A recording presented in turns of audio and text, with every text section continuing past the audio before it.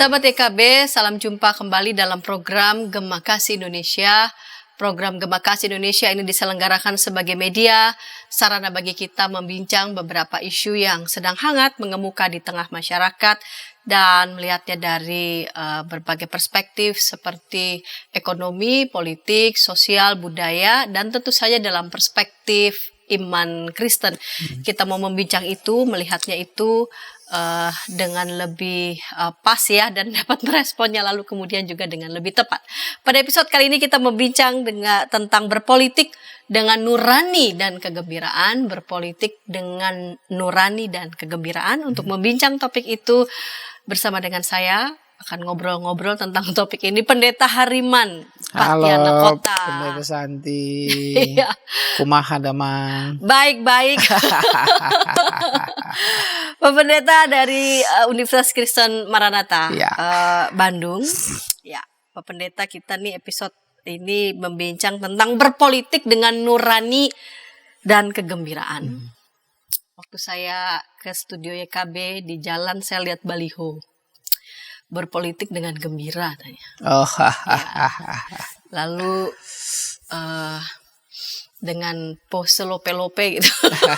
Berpolitik dengan gembira.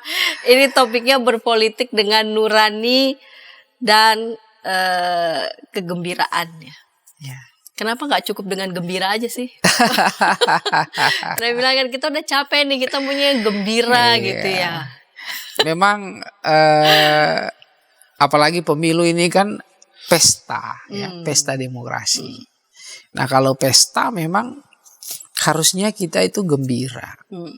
Kita menyambut pemilu dengan sukacita karena kita yakini, kita percaya bahwa pemilu ini sarana demokrasi untuk menghadirkan orang-orang baik, pemimpin-pemimpin yang akan membawa bangsa kita sesuai dengan harapan yang kita idam-idamkan. Ya. Nah, sehingga dalam berpolitik kita harusnya kan tidak pakai teror, ya. Kita dalam berpolitik tidak pakai isu sara gitu ya. Tapi kita pakai gagasan-gagasan yang santuy tapi bernas gitu ya. Punya isi ya, memberikan edukasi untuk masyarakat. Nah, ini suasana ini harus kita bangun. Ada baliho-baliho yang seperti disebutkan itu, dan kiranya nggak sekedar gembira, tapi juga harus didasari oleh hati nurani ya, karena gembira saja gitu ya bisa betul-betul gembira atau enggak kan kita nggak tahu ya. Tapi kalau gembira itu datang dari hati, nah itu kan gembira yang sesungguhnya gitu ya. Karena itu menurut saya hati nurani ini juga harus tetap dipakai supaya kegembiraan itu betul-betul kegembiraan yang datang dari hati, karena kita menjadi bagian dari sebuah bangsa besar dan kita menjadi bagian dari sejarah untuk menentukan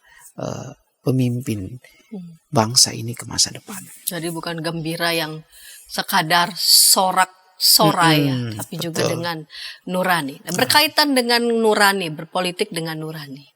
Pak Pendeta sering menyebut adagium ini ya, dan banyak orang menyebutnya tak ada kawan dan lawan abadi.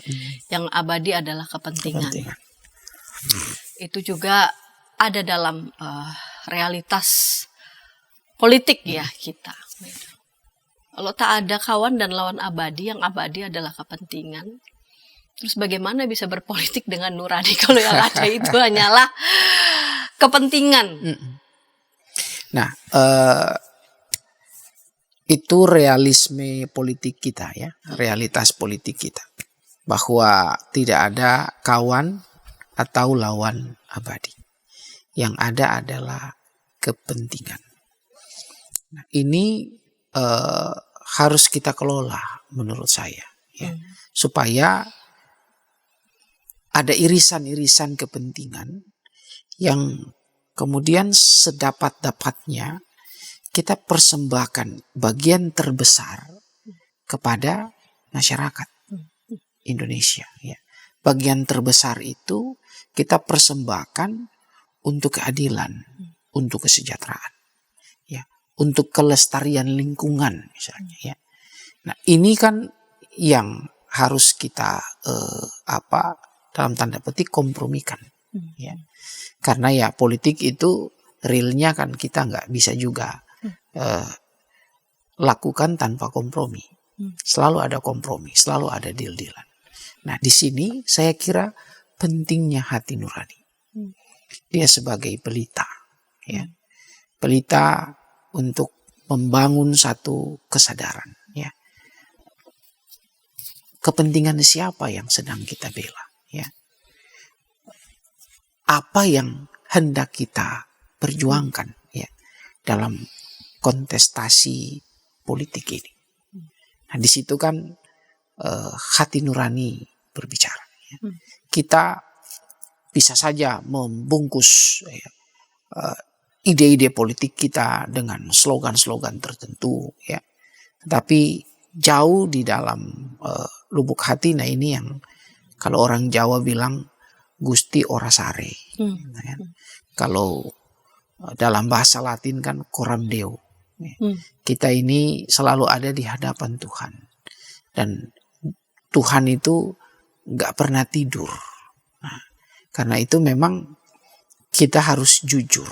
Nah, kejujuran itu adalah modal penting politisi. Kejujuran itu modal penting seorang pemimpin. Ya. Kalau dia gak jujur pada dirinya sendiri dan dia gak jujur di hadapan Tuhan, pastilah dia akan menjadi pembohong yang paling ulung, ya, di hadapan masyarakat. Nah karena itu ketika kita berpolitik dengan nurani, saya berharap bahwa jargon-jargon yang disampaikan itu gak sekedar jargon, ya, tapi itu justru menjadi spirit politik yang kita mau hadirkan. Berpolitik dengan gembira, ya, berpolitik dengan nurani. Baik. Pak Pendeta, kita tahu ya setiap partai kan punya kepentingannya, ya, juga punya tujuannya. Sejauh mana setiap partai itu dalam dinamikanya, ya, bergerak antara menjaga kepentingan partai supaya tetap bisa eksis dengan kepentingan lain, kepentingan bangsa yang mestinya mendapatkan porsi utama mestinya. Ya betul, partai pasti punya kepentingan. Dan jualan partai itu kan selalu kepentingan rakyat. Nah ini tantangan menurut saya. Partai-partai nanti kalau berkuasa harus memperlihatkan. Salah satu misalnya, contohnya ini. Menteri-menteri itu kalau boleh, ya, jangan lagi orang partai. Ya. Menteri-menteri jangan lagi orang partai. Menteri-menteri itu haruslah para profesional. Ya.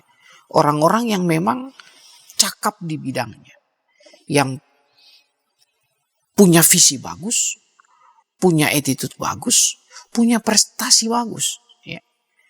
Mereka lah yang kemudian kita berikan panggung supaya mereka bisa memimpin dengan dalam tanda petik netral. Sebesar-besarnya untuk kepentingan masyarakat.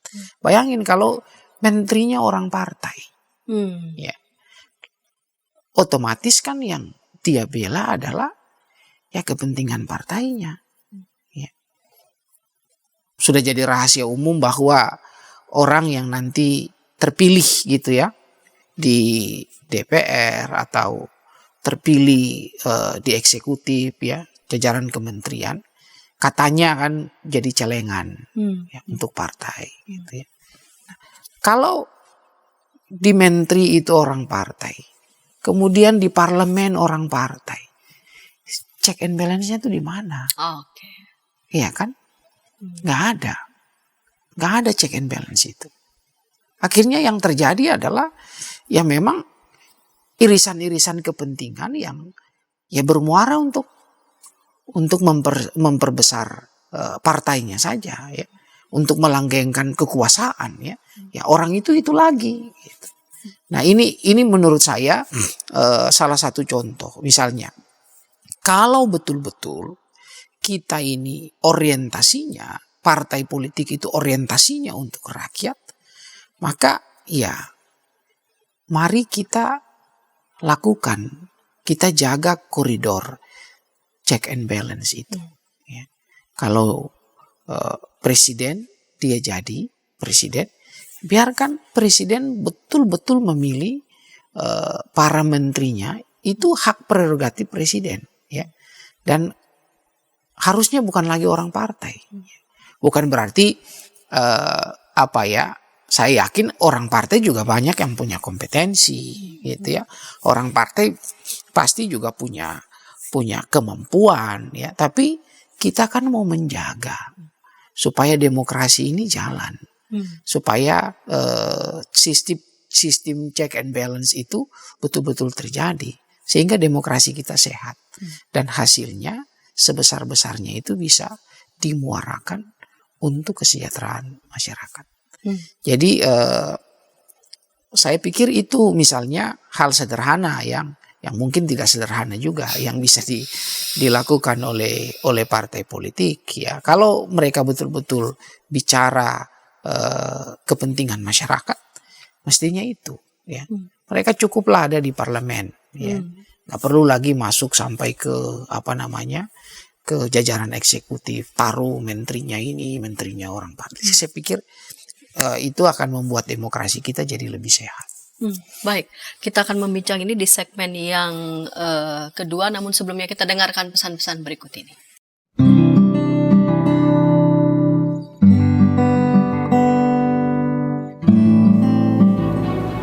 Hi folks, this is Daily Spirit for Youth, a daily devotional that helps you grow closer to God and apply His Word to your life. Daily Spirit for Youth dapat Anda saksikan hari Senin sampai Sabtu pukul 4.30 waktu Indonesia Barat di channel YKB TV. Kita jumpa dalam acara Pembangunan Jemaat. Pembangunan Jemaat setiap Senin di minggu kedua dan keempat pukul 20 waktu Indonesia Barat. Dapat Anda nikmati di channel YKB TV. Dari kungkungan malam gelap. Nyanyikanlah nyanyian baru setiap hari Rabu pukul 12 waktu Indonesia Barat. Dapat Anda nikmati di channel Lagu Rohani YKB TV.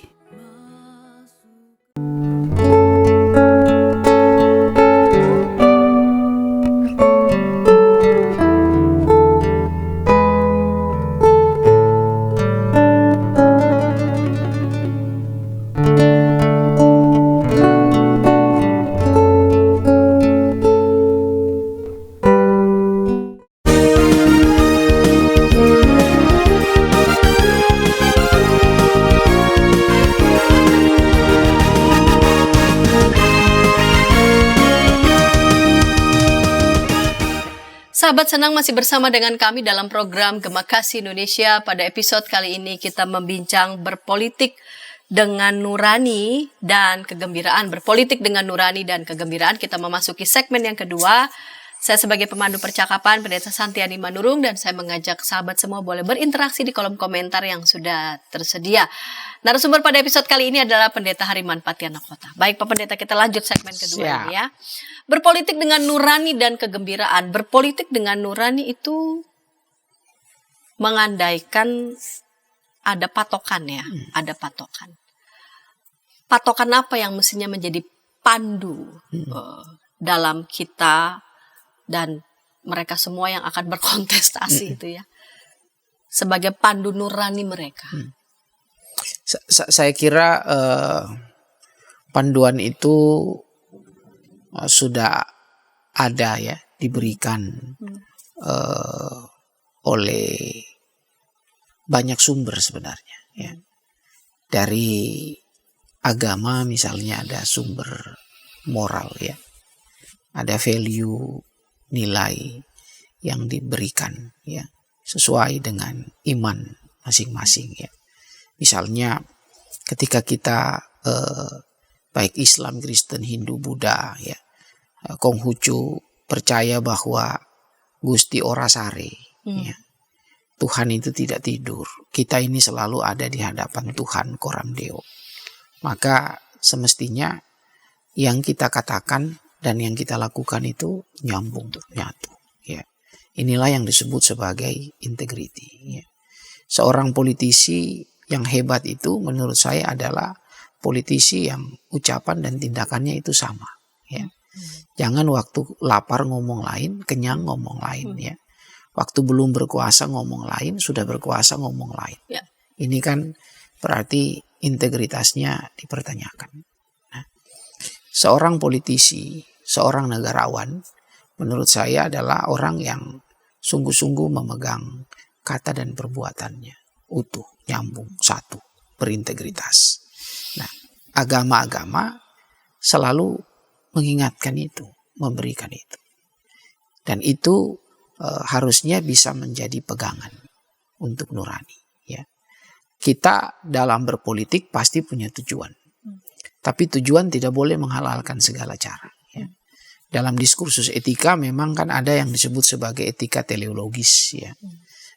Sesuatu itu benar atau salah ditentukan oleh tujuannya katanya gitu ya. Tapi sekali lagi menurut hemat saya tujuan itu nggak boleh menghalalkan segala cara. Ya. Jangan sampai misalnya ada politisi yang mau menjadi seperti Robin Hood misalnya ya. Ya katanya dia nggak apa-apa korupsi tapi kemudian dia bisa bagi-bagi gitu ya. Nah kalau orang yang korupsi ya lalu bagi-bagi katanya bisa awet gitu ya karena dijaga oleh teman-temannya. Karena kalau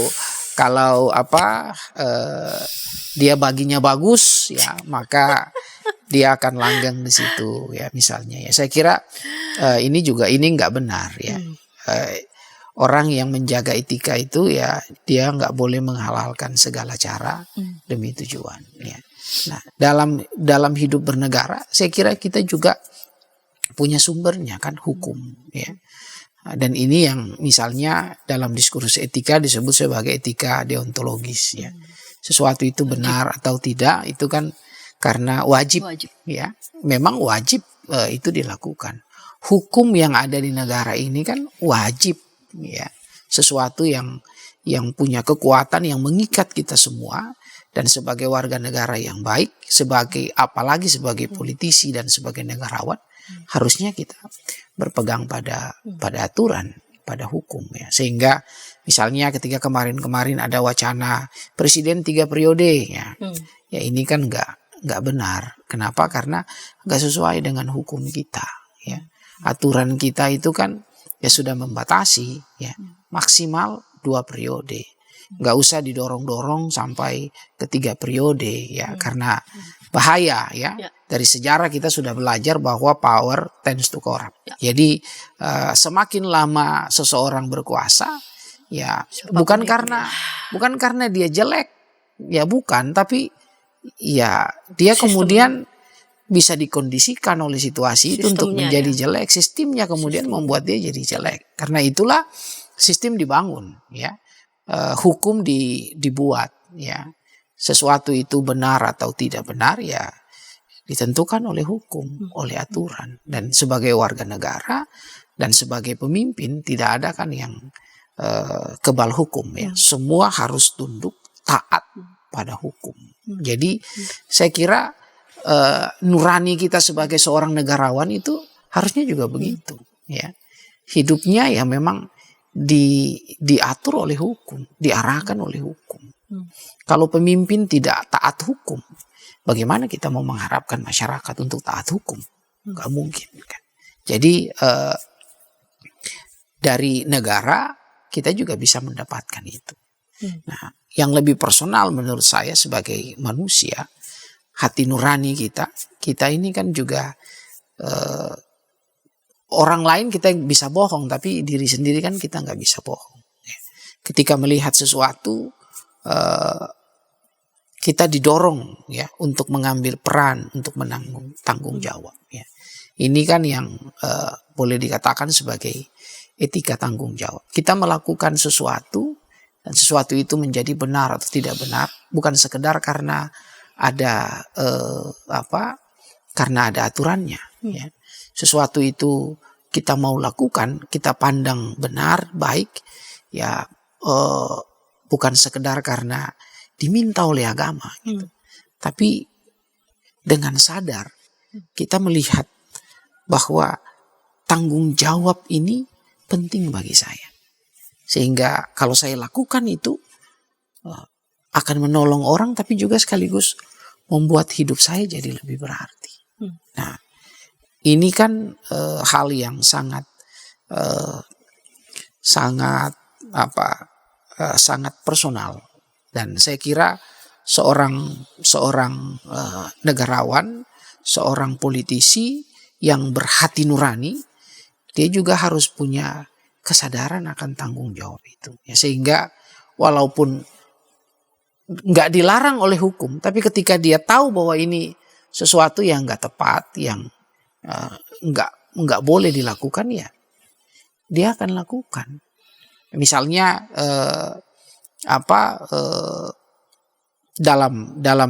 dalam kasus-kasus tertentu ya, walaupun hukumnya, aturannya nggak ada, tapi kayaknya ini nggak bisa lah saya hadir di situ. Bagaimana menentukan itu? Kan ada yang mengatakan yang penting kan saya nggak melanggar hukum misalnya. Nggak ada regulasinya. Gitu. Di sini saya pikir common sense saja. Ya, common sense itu misalnya ya, saya nggak melanggar hukum, tapi saya masuk ke ruang tertutup, hanya ada saya dengan istri orang misalnya gitu ya. Mungkin kita nggak lakuin apa-apa, ya. Tapi common sense kita itu akan bicara ke kita. Kalau saya masuk ke sini, apa kata orang gitu. Ya. Kita mungkin nggak akan lakuin apa-apa di situ. Ya. Tapi kan lebih baik kita mencegah supaya tidak terjadi sesuatu yang tidak diinginkan. Nah ini dan masalah yang tidak perlu. Dan masalah yang nggak perlu. Misalnya kayak kasus kemarin lah ya. Contoh ini yang konkret saja ya. Keputusan Mahkamah Konstitusi. Nah, sudah tahu masalah yang mau diputuskan ini ponakannya. Gitu ya. Ya common sense saja yang kemudian bisa bicara gitu ya. Kalau saya ada di situ, saya ikut memutuskan, apa kata dunia gitu. Jangan-jangan ini karena saya pamannya, ya. Harusnya kan nggak perlu saya hadir di situ. Bahkan turut memberikan suara di situ kan harusnya nggak perlu. Gitu ya. Percayakan itu kepada rekan-rekan yang lain gitu ya. Dan saya kira etikanya kan juga begitu kan. Jadi walaupun mungkin nggak dilarang, kita nggak dilarang, nggak harus dilarang dulu, kita udah harus lakukan. Nggak perlu dianjurkan. Kalau memang itu baik ya kita kerjakan. Kalau memang itu benar ya kita lakukan. Tapi kalau kayaknya ini nggak benar, nggak pas, common sense-nya juga bilang enggak gitu ya. Apalagi opini orang ya, lebih baik enggak. Gitu. Nah saya kira disinilah kita membutuhkan politisi, negarawan yang memang punya kematangan sikap yang seperti itu, sehingga kita terhindar dari debat-debat yang nggak perlu. Gitu. Semua yang tadi Pak Pendeta sampaikan, saya membayangkan ini secara personal sudah dimiliki, entah itu common sense ya, intensi pada kepentingan bersama yang mestinya jadi porsi lebih besar. Tapi yang jadi problem, dia ada di tengah sistem, katakan sistem partai begitu. Sejauh mana gitu ya, katakanlah dalam satu partai tertentu memajukan satu orang begitu ya. Sejauh mana dia tetap pada sikap personalnya yang mengemban etika begitu, nurani. Sedangkan di sisi yang lain dia katakanlah dia bisa maju juga kan karena ada kendaraan partai yang memajukannya. Sejauh mana sikap personal ini begitu ya berada dalam bandul sistem partai, kendaraan partai yang menyorongkannya begitu. Terlebih lagi partai ini juga dalam sebuah sistem yang ya udah lazimnya begitu. Kalau nggak gitu kita nggak bisa sampai pada kekuasaan. Ya kita mainkan dulu lah di sini begitu. Nah, kita akan bincang itu di segmen ketiga. Namun sebelumnya kita dengarkan pesan-pesan berikut ini.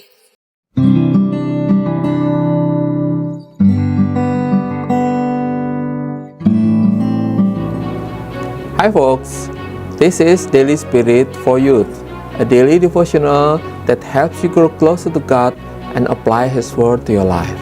Daily Spirit for Youth dapat Anda saksikan hari Senin sampai Sabtu pukul 4.30 waktu Indonesia Barat di channel YKB TV. Kita jumpa dalam acara pembangunan jemaat. Pembangunan jemaat setiap Senin di minggu kedua dan keempat pukul 20 waktu Indonesia Barat. Dapat Anda nikmati di channel YKB TV. Dari gungkungan malam gelap. Nyanyikanlah nyanyian baru setiap hari Rabu pukul 12 waktu Indonesia Barat. Dapat Anda nikmati di channel Lagu Rohani YKB TV.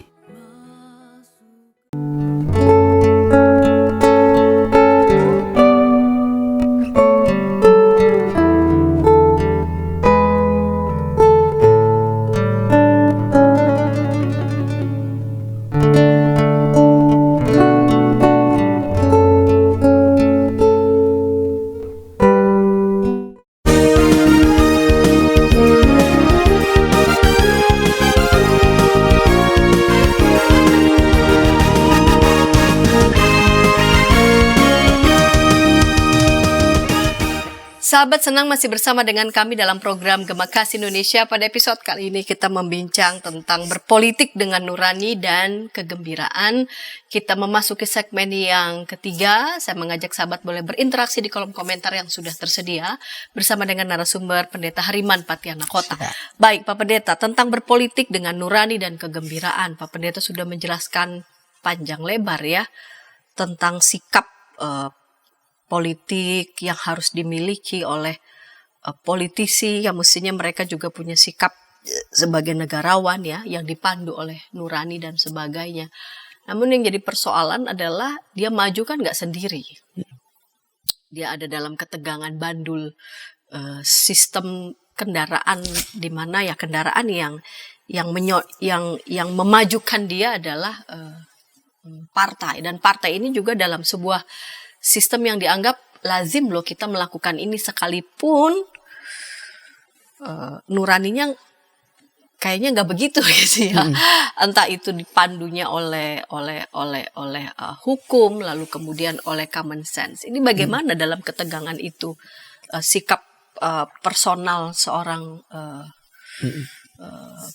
politisi mestinya bersikap begitu. Ya, memang ini salah satu problem kita di Indonesia ya, memang partai-partai politik itu juga bagaimana mereka membangun satu kultur yang sehat gitu ya. Misalnya ketika calonnya itu sudah terpilih ya, dan menjadi pemimpin publik, kan dia jadi pemimpin publik, dia menjadi pelayan rakyat. Jadi nggak boleh lagi menurut saya misalnya petugas partai, ya, istilah-istilah yang dipakai, bahwa secara internal ya dia menjadi petugas partai karena dia diutus oleh partai, ya. Tapi ketika dia sudah tampil di publik ya, dan kita sama-sama ada di ruang publik, kita nggak bisa lagi pakai istilah itu. Ya. Kita harus katakan bahwa dia adalah pelayan masyarakat. dia jadi pemimpin untuk semua, bukan untuk segelintir orang. Nah, karena dia pemimpin untuk semua, maka yang harus dia bela adalah ya kepentingan semua, kepentingan bersama. Panduannya di mana ya? Panduannya adalah hukum yang memang sudah dijadikan sebagai dasar untuk semua kita itu bertindak. Nah, saya pikir kesadaran dan kultur semacam ini juga harus kita bangun di partai-partai kita, supaya kita nggak menempatkan orang yang kita utus itu sekedar hanya sebagai petugasnya partai, gitu ya. Lalu kemudian kita nanti bisa cawe-cawe, ya. Kamu kan diutus oleh partai saya dong. Kalau bisa ya proyeknya golin dong, gitu ya. Yang nanti diangkat jadi komisaris, jadi menteri, jadi apa ya, itu ya kalau bisa kan orang kita dong, gitu ya. Jadi ya ini kan cawe-cawe semacam ini kan juga akhirnya membuat pemimpin yang kita utus itu ya dia akhirnya tidak menjadi pemimpin untuk semua. Dia jadi pemimpin hanya untuk segolongan orang. Nah, menurut saya tugas partai politik itu adalah dia mencetak pemimpin untuk semua. Ya. Bagaimana dia menata sebuah sistem supaya orang yang kemudian nanti dia utus itu ya dia tidak lagi perlakukan sebagai anak buah, sebagai sebagai petugas dari partainya, gitu. Nah, ini saya pikir tugas dari pimpinan-pimpinan partai untuk melakukan hal itu. Nah, kita yang kemudian masuk ke dunia itu ya terpilih karena diusung oleh partai itu, saya kira manusiawi saja kalau kita misalnya berpikir bahwa jadi kacang itu jangan lupa kulit. Ya.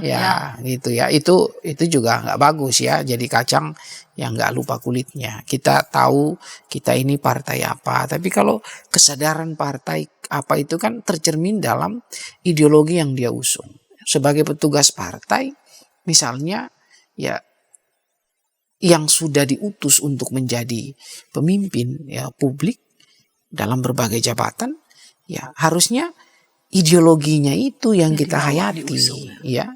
Visi misi partai itu yang kita hayati. Lalu kita terjemahkan itu dalam kerja-kerja yang memang untuk semua. Saya yakin pasti di atas kertas itu partai-partai itu memang punya visi dan misi kerakyatan, punya visi dan misi untuk Indonesia, punya niat baik ya. Nah, niat baiknya itu yang kemudian diambil, diterjemahkan dalam kerja-kerja yang untuk kepentingan semua. Disitulah saya kira dia menjadi seorang kader yang nggak seperti pepatah tadi, kacang lupa kulit. Tapi sekaligus dia juga memperlihatkan bahwa saya ini pemimpin untuk semua, ya, bukan pemimpin untuk golongan politik tertentu, untuk rakyat dari anggota partai itu saja kan itu. Nah, ini dialektika ini yang saya kira harus tetap dihidupi oleh seorang politisi yang datang dari partai tertentu, dan dia harus tetap mengedepankan kepentingan seluruh masyarakat ketika dia menjadi pemimpin. Ya. Jadi sah-sah saja ya kalau partai politik itu masuk pada kursi kekuasaan kan? Harus begitu. Partai politik masuk ke kursi kekuasaan misalnya ke legislatif ya pasti kan orang partai yang akan masuk ke sana. Masuk di eksekutif ya wali kota, bupati, gubernur ya sampai ke presiden ya pasti kan diusung oleh partai. Ya. Tetapi orang-orang misalnya yang dipakai seperti yang tadi saya katakan di kementerian misalnya di menteri ya kalau hemat saya nggak usah pakai orang partai. Ya, supaya mereka ini dapat bekerja dengan profesional, ya, bisa mengelola tanggung jawab ini dengan baik tanpa lagi memikirkan interest politik dari partai yang mengusung dia misalnya ke situ. Dan sesuai dengan yang sudah digariskan kan dalam undang-undang kita bahwa memilih menteri misalnya itu kan hak prerogatifnya presiden. Maka biarkan presiden yang memilih gitu. Jangan kita mengintervensi dia ya karena ada koalisi partai ya. Lalu ya harus ada dong orang partai aku yang duduk di menteri ini kalau bisa janganlah ya, jangan. Biarkan presiden betul-betul bebas memilih siapa yang terbaik ya. Bahwa ada orang partai yang bagus oke, gitu ya. Tapi kita mau membangun sistem check and balance ya. Nah, ini juga yang harus tetap disadari gitu ya. Sehingga misalnya kayak orang di kementerian ya pakai orang yang profesional saja. Siapa yang akan memberikan saran? Bisa juga ada kan yang memberikan saran, jangan pakai ini, jangan pakai ini. Kalaupun pakai partai, dari partai ya berarti yang memang menguasai begitu bidangnya. Pastilah ada juru-juru bisik lah ya. Dan biasa ya juru-juru bisik itu ya datang dari lingkaran dekatnya ya. Teman separtai atau ketua-ketua partainya yang koalisi ya bisa juga kan menjadi juru bisik. Dan disitulah saya pikir politisi ini kita butuh yang negarawan. Ketua-ketua partai ini ya kita juga butuh yang negarawan, yang berpikir besar melampaui kepentingan partainya. Gitu. Itu yang saya pikir kita dorong untuk itu. Dan mari misalnya konstitusi kita udah bilang apa ya itu yang kita lakukan, itu yang kita ikuti. Gitu. Topik kita kan berpolitik dengan nurani ya dan juga gembira begitu. Menyikapi beberapa isu yang lagi hangat ini, yang lagi panas ini, bagaimana kita tetap bisa bergembira tapi juga tetap sekaligus waras nih Pak Pendeta. Humor itu jadi sesuatu pilihan. Humor itu